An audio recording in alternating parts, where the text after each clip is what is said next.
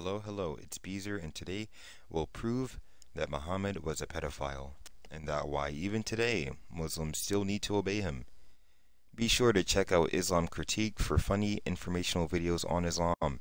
His link is in the description. Calling someone a pedophile is not just banter, it's an accusation that can be proven or disproven based off of someone's actions. It's quite the serious claim, so we'll have to bring out the real sources in the Quran, and not the name calling. Before I start, remember that I'm attacking the Quran, not Muslims. There is a difference between what people believe and what the source itself teaches, hence why the average Muslim isn't a terrorist or knows that Muhammad is a horrible person, even though the source shows he's a dirty, semen-covered, pedophile, warlord with extreme pervertedness. I can prove that. Everything I just said I can prove with a source. Second, don't be mad at me when I provide sources and proof. Leave Islam. Now, just like how Jesus is the standard that Christians ought to follow, Muhammad is the standard that Muslims follow. The difference here is that nowhere in the Quran does it say Muslims need to stop practicing pedophilia, and you'll see that in the next few minutes we know that Muslims speak highly of Muhammad as well. So by discussing this video, we'll be dismantling any lies that pertain to defending Muhammad, since that is what the unfortunate Muslim will do in the face of proof. Sahih Bukhari 5080. He said, "Why don't you have a liking for the virgins and the fondling for them?" Allah's Messenger also said, "Why didn't you marry a young girl so that you might play with her and she with you?" I'm letting you know right now, he does not mean tic-tac-toe. He does not mean rock, paper, scissors. He does not mean elevator one stop. He does not mean playing house with dolls. This is going to get graphic. Sahih Bukhari 6979. Rarely did the Prophet fail to visit Abu Bakr's house in the morning and evening. And in 3905, Abu Bakr also prepared to leave for Medina. But Allah's Messenger said to him, "Wait for a while, because I hope that I will be allowed to migrate also." Who is Abu Bakr? He's a close friend with Muhammad, and it's likely religiously motivated that he wanted to travel with him. Early in Islam, Muhammad had a very tight-knit group and visited each other often. But there seems to be another reason why Muhammad was close to Abu Bakr. He had a very young daughter. Her name is Aisha, daughter of Abu Bakr, and Muhammad married her when she was 6 and consummated it when she was 9. Aisha is known as the mother of the faithful. You will find that most scholars, the people who eat, sleep, and study Islam for years and take it seriously, agree this is true. Sahih al-Bukhari 5133 narrated Aisha that the Prophet wrote the marriage contract with her when she was 6 years old and consummated the marriage when she was 9 years old, and then remained with him for 9 years, i.e. till his death. Sahih Muslim 3311. She was taken to his, Muhammad's, house from a swing set. Sunan Abu Dawud 4915, as a bride when she was 9 and her dolls were with her. Sunan Abu Dawud 2116, narrated Aisha, "The Messenger of Allah married me when I was 7 years old." The narrator Sulaiman said, or 6 years. He had intercourse with me when I was 9 years old. In spite of the objection from Abu Bakr that they were brothers in religion, in Sahih Bukhari 5081, he proceeded with the marriage and consummated it. Muslim apologists usually make up the excuse that kids back then matured much quicker. This could be physical or mental, but we know what mature and immature look like, as we were once kids and we have been around kids, hopefully not like Muhammad. You tell me if this is mature. Aisha is described as a young girl who is inattentive and sleeps a lot, Bukhari 2337, and a girl of immature age, Bukhari 2661. These came after he was married to her. Imagine an adorable 9-year-old playing around in her own world and sleeps a lot, a joy to the world, being married off to a grown 40-year-old man. The Quran doesn't condemn pedophilia, and actually gives instruction on sexual intercourse and divorce with young girls. Here on screen we see 4 sources about how to handle your prepubescent child wife that you intend to divorce. Surah 65:4, and those who no longer expect menstruation among your women, if you doubt, then their period is 3 months, and also for those who have not menstruated. They wait 3 months to make sure she isn't pregnant. A 9-year-old can be plowed, ejaculated in, and divorced before preteen age, but their concern is that she's pregnant. Right. Tafsir Ibn Abbas, O Messenger of Allah, what about the waiting period for those who do not have a menstruation period, because they are too young?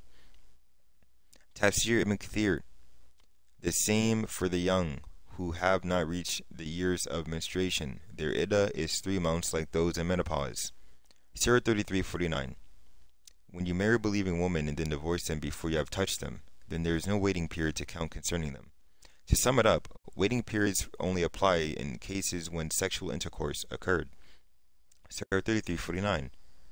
Waiting period for divorce applies to prepubescent girls. 65:4. Therefore, according to the Quran, sexual intercourse is allowed with prepubescent girls.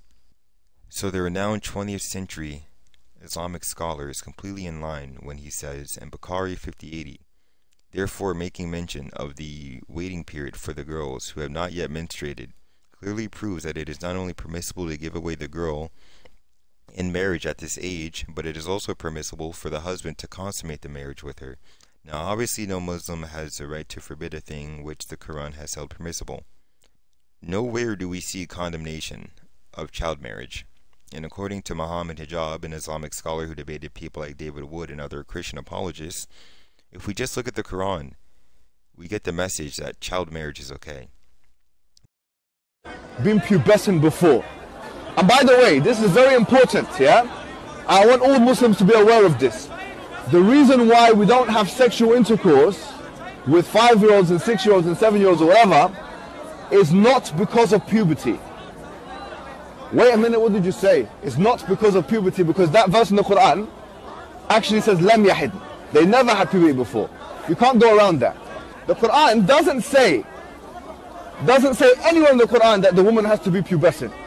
I dare you to find one verse in the Quran where it says you're not allowed to marry someone based on harm, or you're not allowed to have sexual intercourse based on harm, or you're not allowed to marry someone based on puberty. Get me one verse in the Quran which says the woman has to be pubescent. You know, in the Quran it says حُرِّمَتْ عَلَيْكُمْ أُمَّهَاتُكُمْ. It says you're not allowed to marry your mum. It says you're not allowed to marry your sister or your auntie. Where does it say you're not allowed to marry a prepubescent? I'm looking for one verse. Now if we just look at the Bible, we can see that child marriage is okay, I'd probably be dead. But since this is a religion of Islam where questioning such statements actually causes the opposite to happen, where you the skeptic die, it goes unnoticed. Muhammad was 40-some years when he married his best friend's 6-year-old daughter, and 40-some years when he penetrated and ejaculated in the poorer 9-year-old on many occasions.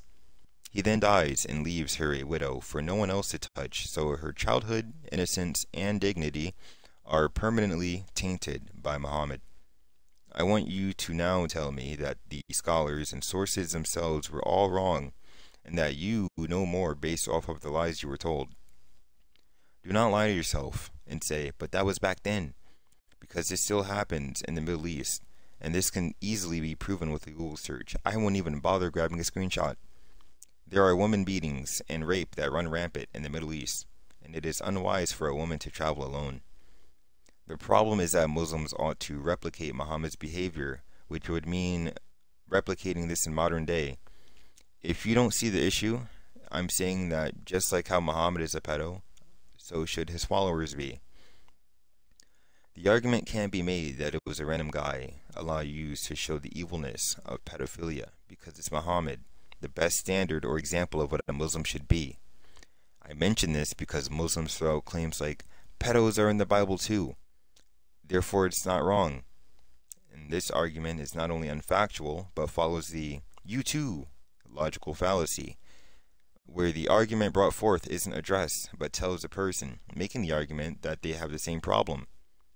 So instead of saying Muhammad isn't a pedophile and refuting, it's more like saying, but your prophet is a pedophile too, which doesn't make pedophilia right. It makes both sides wrong. The other issue is that even if there was a pedophile in the Bible, it's not Jesus. And we've seen several examples of broken people who changed their life through Christ as an example of how we are bad and can be transformed through Christ as well. For the argument to hold weight, we need Jesus, the pattern of conduct that Christians are commanded to copy, the poster boy of Christianity, the prime example of how to live and be closer to God. We need that person to be a pedophile, and that's just not the case. Another issue is that at no point in time does Allah or Muhammad state that this was only for a certain group of people at a certain point in time, like in the Bible where the law of Moses was no longer the requirement for salvation. The most you get is abrogation, which is to say, if I told you to do objective A, but a few days later I tell you to do objective B, which goes against objective A, you are now supposed to automatically follow the latest objective, that being objective B. But we don't see any change of mind when it comes to the Quran and this pedophilia issue, so we can conclude that Muslims must follow this example even today, and we see it in Islam-ruled countries. So I'm not pointing out something random, looking for problems. I'm stating a problem that is actively happening in the world today. People like to say, well, let's see the Arabic, as if the Arabic Muhammad was God and the English version makes him the devil. Newsflash, he's just evil. Here's a clip from Christian Prince, an Arabic speaker, who confirms that the Arabic says she was a child. Actually, before I roll the clip, do understand that such an argument is one from desperation and a shot in the dark when talking to an uneducated Muslim who pulls a translation argument on you. Now, let's roll the clip. What was her age? This is Fathul Bari, value number 13.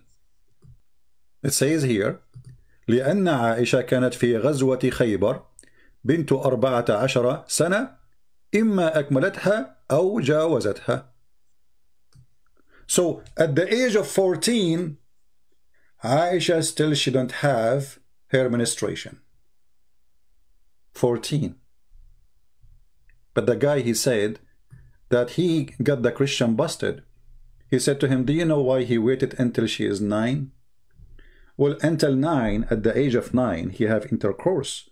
Before 9, he was molesting her. He used to fondle her. Because she is his wife at the age of 6. It was not an engagement. Funny to say engagement at the age of 6, isn't it? That said, I hope you guys learned something, and next video will be a deeper dive into why Allah and Jesus are not the same God, as if it wasn't obvious already. Trust me, just like with this video, the sources will be there, and you can see for yourself, and you can either close your eyes, plug your ears, or you can come to terms. See you in the next video, which will be on the difference between Jesus and Allah.